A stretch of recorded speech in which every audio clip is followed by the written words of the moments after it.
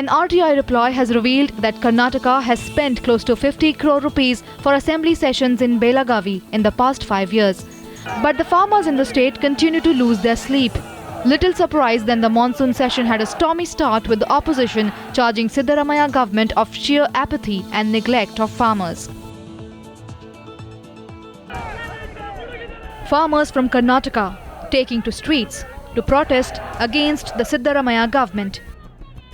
They say they are being neglected by the government. Since now last 2 years we are suffering from dues.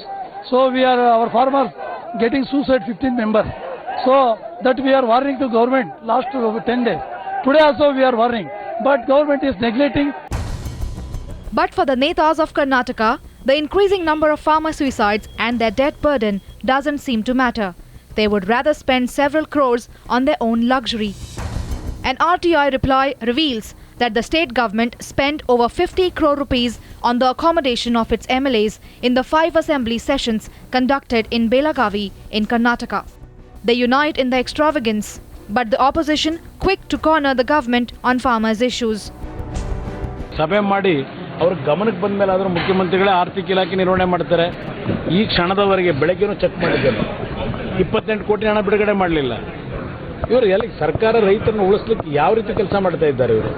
Now our demand is what the balance should be given from the state government to the farmers. They should give immediately. Despite facing heat, the government denying opposition's charges, saying it is looking into the issue of farmer suicides. In the assembly also, the discussion has been revolving around the issue of arrears owed by sugar factories to farmers. Government has issued recovery notices to about 50 sugar factories in Karnataka.